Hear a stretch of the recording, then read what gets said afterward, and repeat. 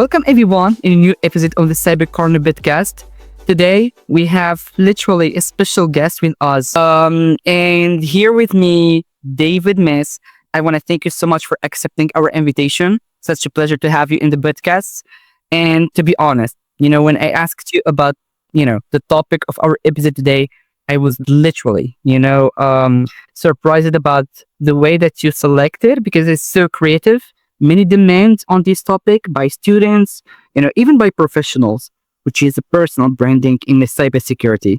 And guys, I have just to tell you, David, he has a 12-year experience in the industry.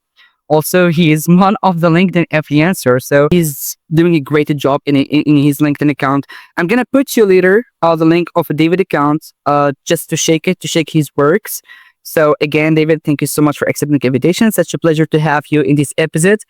I'm gonna leave the work for you to introduce more yourself for the audience, and yeah.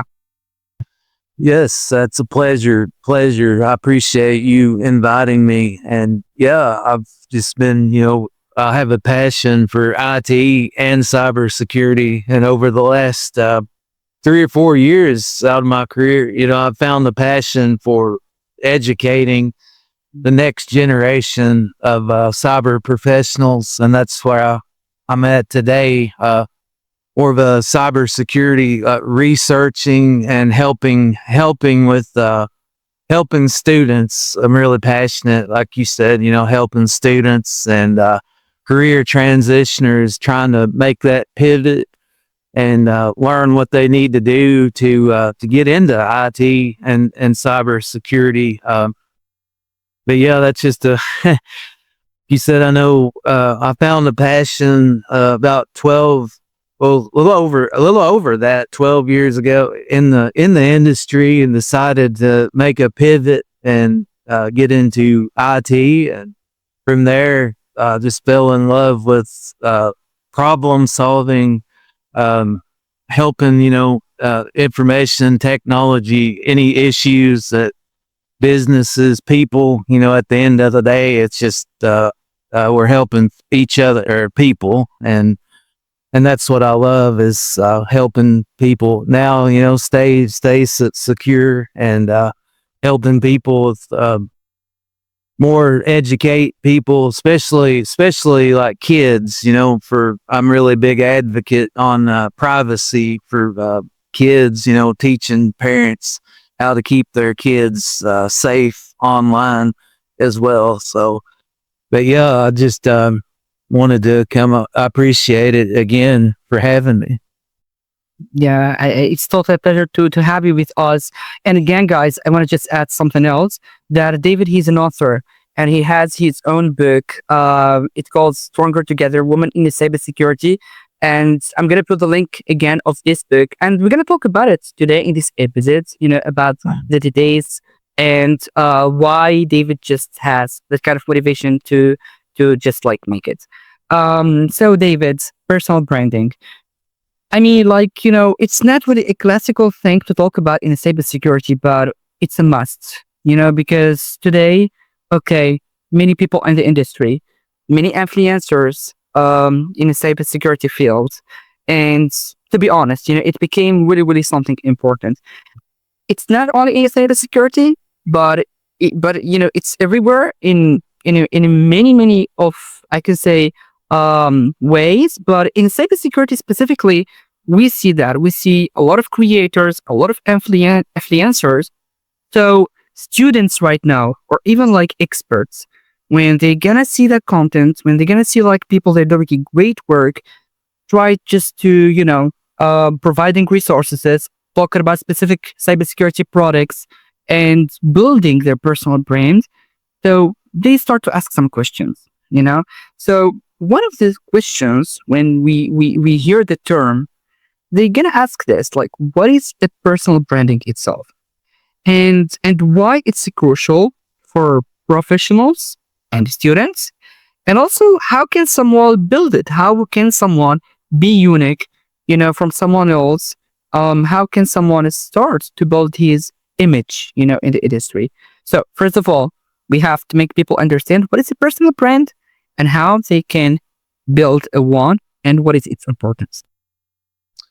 Yes, I believe, just your personal brand is simply, but is just trying to figure out how to stand out in the crowd. Um, what I like to do is like try to pick like a few things that you want to become known for. Let's say, maybe pick 2 to 3 topics, and then some sub niches that you want to become known for. If you want to become known for a public speaker, you want to focus, more talking about that each time that you speak. You would want to talk about that topic. But say if you was wanting to enter into the field, what we was talking about, helping to stand out. Let's say if you wanted to become a SOC analyst, for example, the defensive side of security, you would want to talk about maybe on LinkedIn or YouTube, like showcase like different tools and talk about how to become a SOC analyst, what it takes to become, to get to where you want to be at.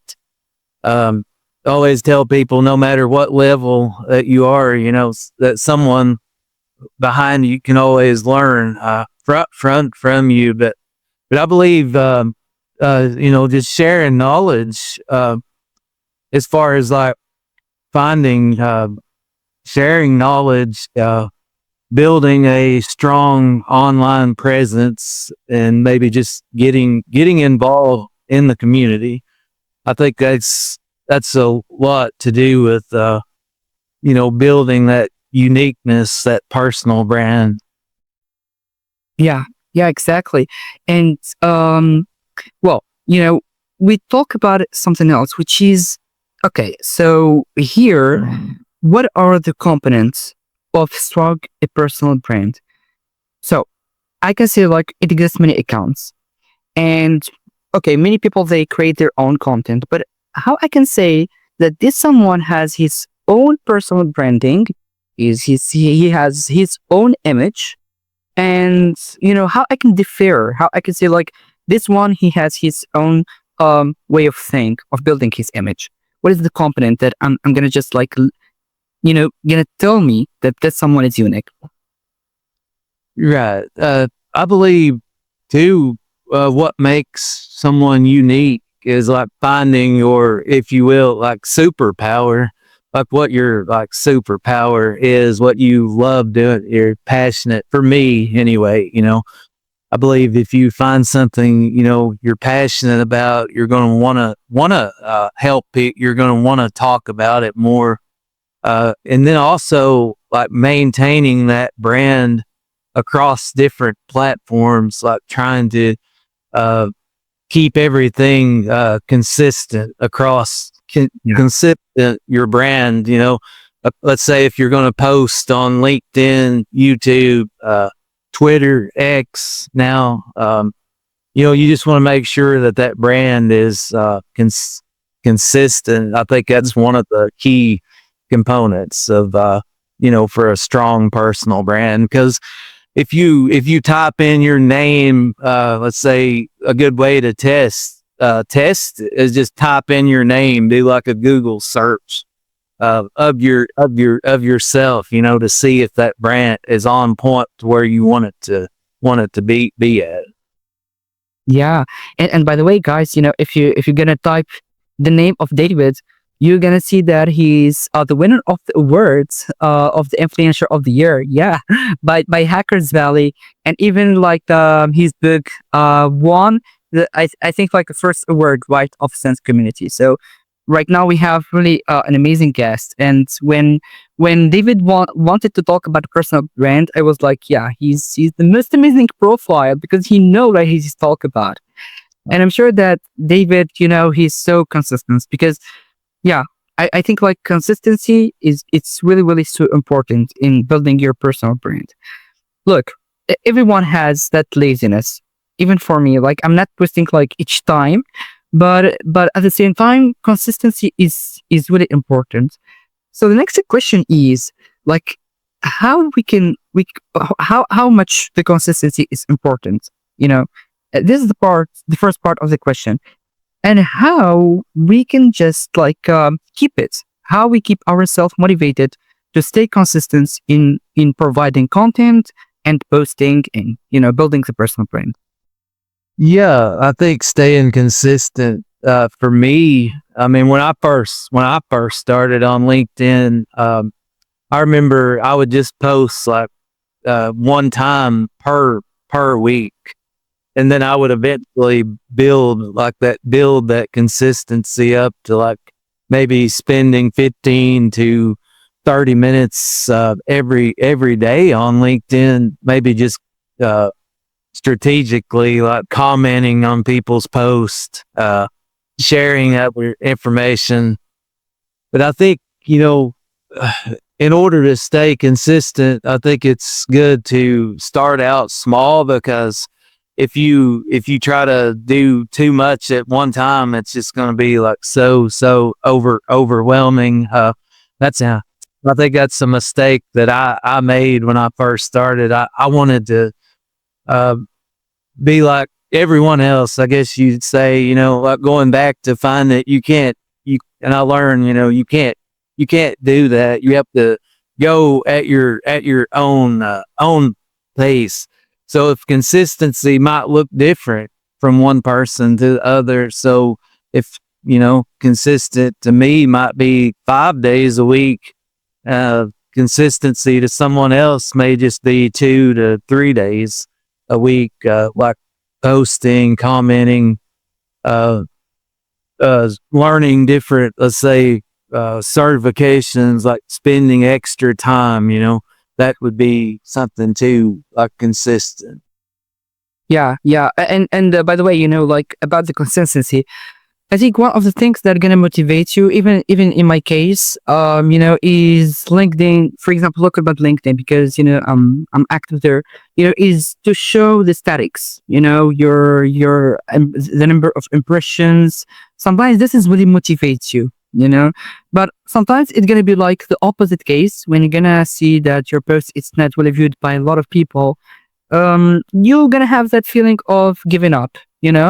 But we have sometimes to understand is like step by step. But yeah, shaking those impressions can help you a lot to improve your strategy. Because sometimes, when you post in a specific time, you're gonna find the number of impressions is, more important than other time. So yeah, using this kind of tools really helps me a lot too. Yeah. Yes. Talking about finding that certain time of day, I do agree that's really important, because if you post between, let's say, uh, mid morning to 1 to 2 o'clock in the afternoon, you're going to get more people. There's more people that's going to view that content. So that's going to get your consistent content, push it out to even more people. So, Exactly. This is what I'm talking about. And yeah, as you mentioned before, right now we know that sometimes like people make mistakes when they build their personal brands. Well, I can say like what kind of mistakes that people should avoid when trying to build their personal brand. One of the mistakes, for example, is to sound so promotional to yourself. For example, you're making I don't know, like a technical skills, some simulations or tools or whatever, but they're gonna show, like an image of yourself that it's so promotional, it's so exaggerated. So this is one of mistakes. What other mistakes that the people they have to avoid, in building the personal brand? I think a mistake a lot of people make is that they mistake of not sharing knowledge, because a lot of people is afraid to share knowledge, because they think that it may not help someone, like, because like earlier what I'd talked about, it's like no matter what level you are, if you want to talk about the security plus, like CIA trials, whatever it may be, because there's always someone that's behind you. So I think that's one mistake that some people make. Another mistake is just trying to be someone that you're not. Like trying to like copy, maybe not copy, but trying to be similar. Like, you like being similar to one. So trying to like find your own voice, I guess you'd say. That's another mistake that, especially starting out, because you want to start out a lot of it like really high at the top. And Yeah, and you can't, you really can't do that. It's just finding your own unique voice, and learning that you are part of the community. Because when you first start out, you like a lot of students and stuff I talk to, they feel like that they're not part of the community. And I try to convince them that they are a part of the community. They just have to find their voice to stand out and do their own thing. That's what was going back to personal branding, and I think that will help more than what people realize. yeah. And another thing that I really want to add, about copying, another accounts. Sometimes, guys, this is really reflects on your professional sides, because some people sometimes they take your content, copy, paste it. Like, okay, it's okay to do that as much you want, or the intention is just to share the knowledge. But at least give it credit, just give it credit for someone else who spent some time on that, because this is going to reflect, I can say, your professional side. You're just stealing someone else's effort. So we have just sometimes to avoid that. Yeah, because I've seen that mistake everywhere, even like one of the cases that someone he's copy pasting the whole content, from another one without giving credit. And absolutely, sometimes if someone gonna report you, he gonna be able to close your account. So yeah, it's gonna be here. We get a lot of Facebook. We get fit. Yeah, I completely agree, 100%. You always want to give the proper resource to that person, or if your resource like from a citation from a book or whatever it may be, is pointed out of that proper citation or reference. exactly. Now coming to the point, when talk about students and career translators, I mean, okay, so right now, if I'm my students, I'm gonna say like I don't have an experience. And well, this is my first year in cybersecurity. As like another side, there is someone else who is making a career. I can say like transitions. I don't know, like he was active in another domain, but right now he found himself that he gonna work in a cybersecurity. So the common point that both of them they don't have an experience, and they don't know even what they have to talk about, what I have to show, like what I have just to put on my LinkedIn profile, or to publish in my LinkedIn profile as a student, as someone who is I can say like his first time in the industry, how I can build that, how I can just show myself.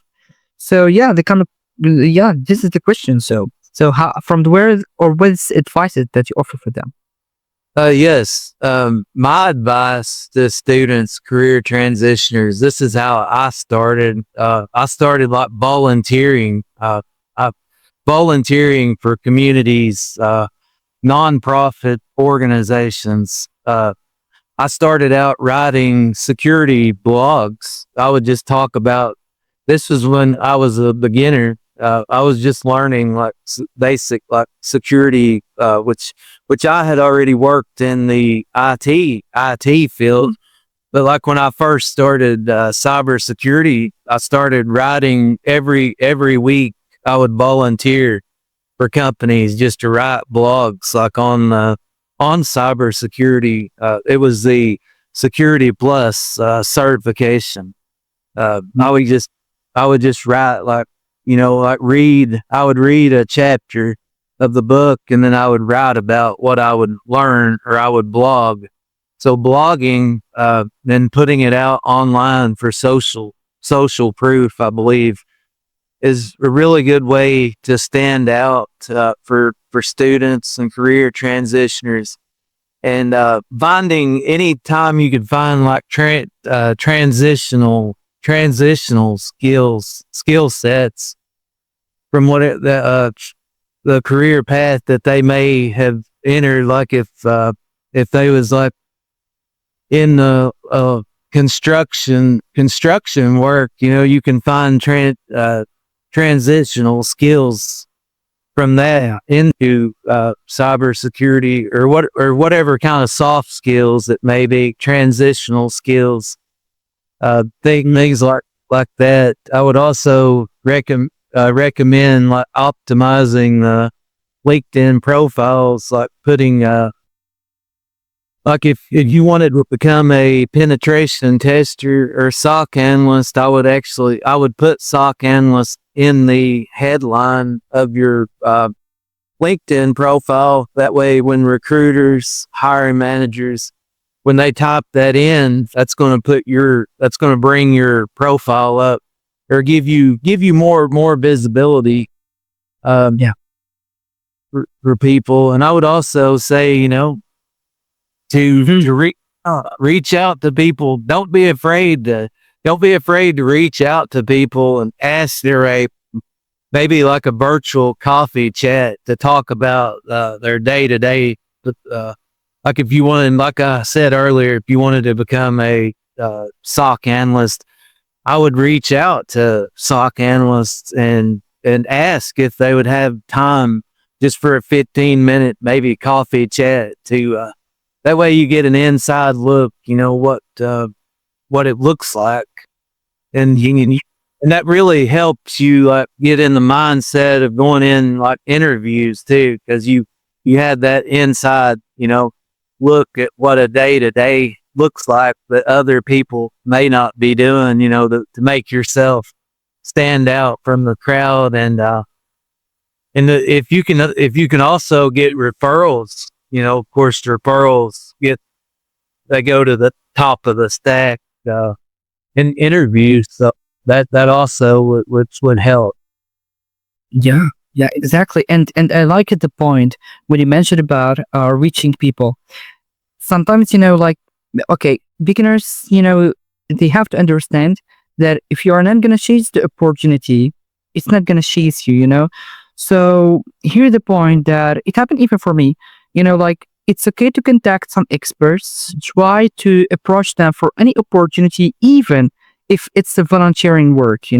So don't think about it getting paid, from the beginning, but even from volunteering actions, your goal from the beginning is to build a good resume, to build a good background. So yeah, reaching, I think experts can help a lot. It's okay if you're not gonna receive an answer from the first time. You have just to keep it trying, because yeah, you don't know from where the opportunity gonna come. So yeah, if I have an advice to you in this point, it's really good one. Try to contact and approach some experts in the field. If there is any opportunity to be a volunteer in a summer projects, even a small one like a teaching or whatever, is gonna be always a good point to start with. So yeah, I totally agree with you. Also recommend one of my first volunteer. I spoke at a virtual conference, cybersecurity. I talked about like social engineering, different things, how to protect your data online. More just try to keep it simple, because this was before I even got into the field. I was already speaking like at virtual, conferences. So I would highly recommend trying to do that. And also going back to when I was talking about volunteering, I actually got my first, that's how I got my first cybersecurity job, is actually by volunteering, because that's how I got recognized. So I would highly recommend Yeah, exactly. This is what I'm talking about. Because people sometimes they stay, in their place, and they get about, where's the opportunities? You have to chase it. So it's not gonna come like by itself. So yeah, we have just to understand these points.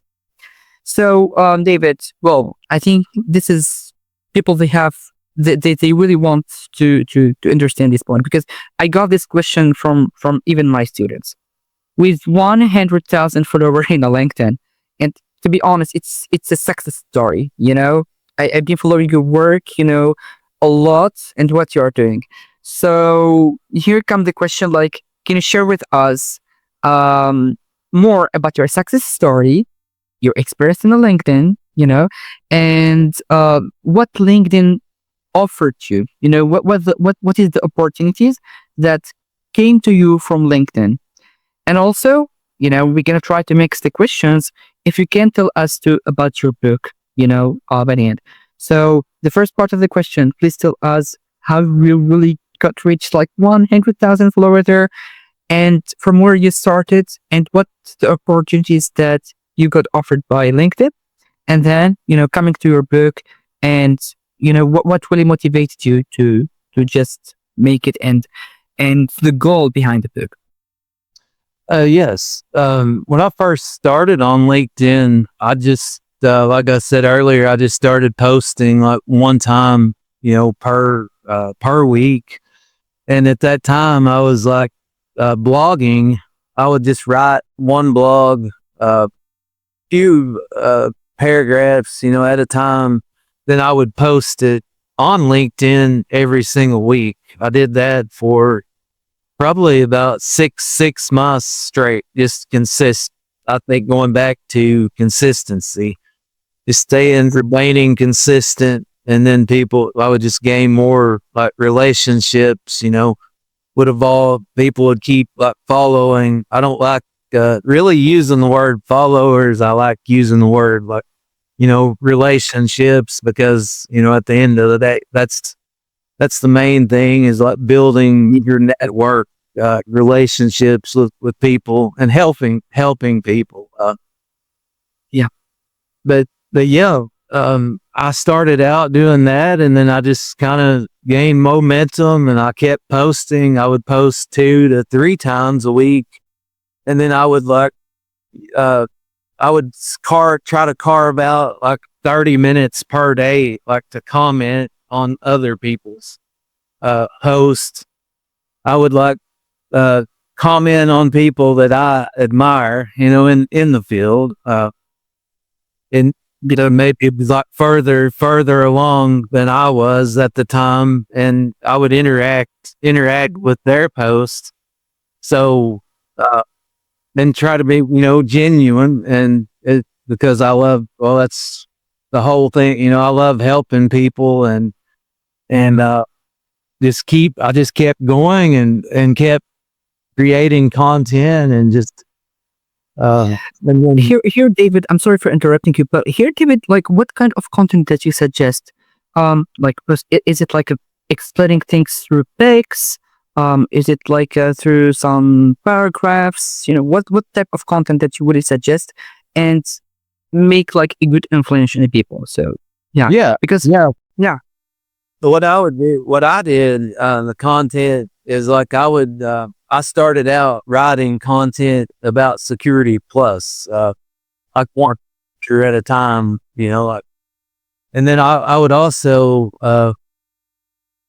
write like if I found any cybersecurity articles, I would read articles, keep up with the latest cybersecurity threats, write about that, write about what the threat levels, how to mitigate the threats. I would also write about like whatever tools that I was learning at that time. Like, let's say SOC analyst tool, penetration tools, maybe Metasploit, whatever you're working on is what I would advise to write about, because that's what recruiters and hiring managers, a lot of students, I think, they don't realize how powerful how powerful social proof is on LinkedIn, because I mean, people, they are actually watching, you know, what you're doing, you know, like hiring managers, recruiters. So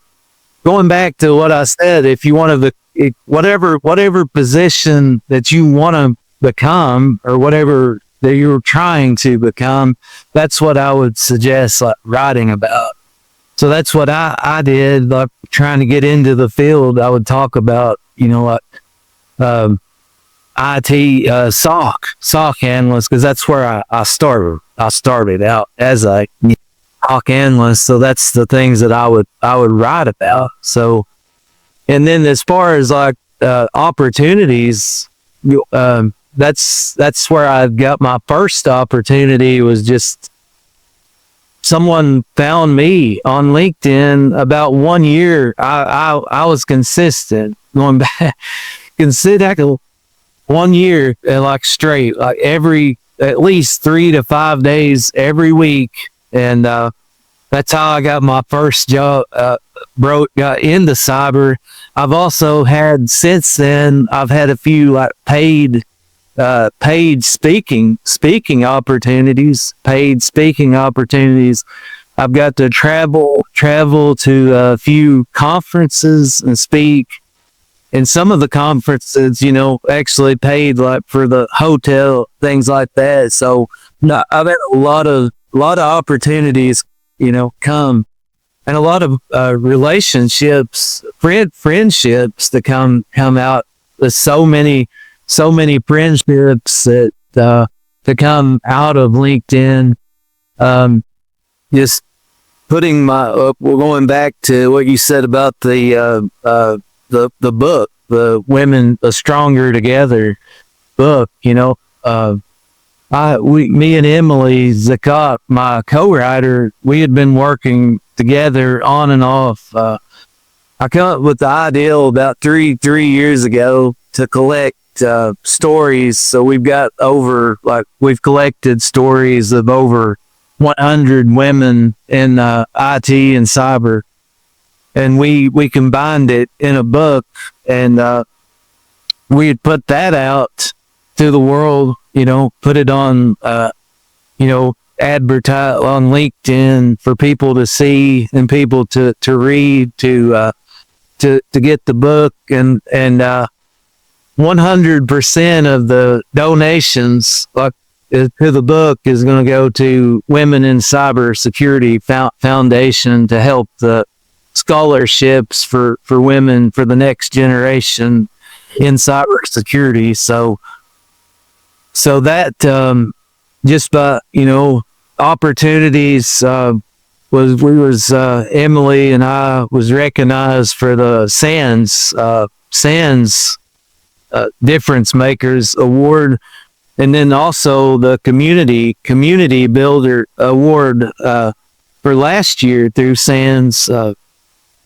So, I mean, just opportunities that I could never imagine that would even be possible to happen just by posting on, you know, LinkedIn and helping. I mean, I love helping people. I try to, you know, help as many as I can, and that's just what a humble, just humbling, you know, experience. And also being recognized by, I just found out like a few weeks ago that I was recognized by one of the top cybersecurity content creators by Fabicon. So it's just like, it's crazy, the opportunity. You won't even imagine, you know, expect that, you know, because it's really like, I was checking the ranking, and I was sure like to see you there, because, you know, it really so inspiring. And guys, you know, like, the thing that I want just to insist on, even like David mentioned, that it takes really time, and it takes a lot of sacrifice, consistency, and all of that. So don't search for the result from the beginning. So just, you have to keep moving, and because you don't know when you're gonna take that, like engagement, or you're gonna just like your followers gonna be more interested in your content. So literally David is like a success story in that, literally, so. And guys, I really recommend the book a lot. Is just check it. Later I'm gonna provide you the link of the book to take an eye in it. I mean, it's really full of an amazing story. So totally, David, you can provide the link, absolutely, just to put it for our audience. Yeah. So Yeah. To the book for a moment, we wanted to focus on diversity, inclusion, to celebrate these women coming from IT and cybersecurity, and we want to, encourage more women and girls in tech to get into tech, and also focusing on male allyship. We wanted to also bring that into the book because it's important for us men, to encourage women and stand up for women and in the industry. So we just wanted to curate that book to celebrate that. So, which is really an amazing goal, for the book. It's totally an amazing topic to talk about, the women in cybersecurity, and yeah, we have to offer a lot of help for them. I think for the women community in cybersecurity, they are doing a greater job, but it's our role to push them more, to offer that guidance more. So yeah, I totally agree. David, it was an amazing episode with you, literally, and I'm sure our audience get a lot from your insights. One last question, always we ask that question. What is your advice and what is your recommendations for people who have that, passion for the cybersecurity, they want to start, or even for some professionals who want to get into it? So what is your key points? One of the key points, the first thing I would say is just don't be afraid to ask for help. That's one of the that's what I struggled when I first started, is asking for help. There's so many people out there that are willing to help you. Just trust. You have to trust that, and just reach out to people and support. Reach out to your network. Don't be afraid to ask for help. And the second thing, is just to never give up. And if someone tells you that, just look at them and say, just don't drown out the noise. If someone says that you can't do it, just look them in the eye and tell them that you got this, and that you are going to succeed no matter what anyone says. So I just recommend just not giving up and just staying motivated. Guys, David Meece, again, I want to thank you so much for your valuable time, sharing your amazing thoughts. Guys, later I'm gonna provide you all the links, for the LinkedIn profile of David. You gotta follow him. He's, an amazing content creator there. The book, and absolutely, David, you are most welcome if you want to be with us in another episode. Thank you so much for the time you offered. All right, thank you for having me. We appreciate it.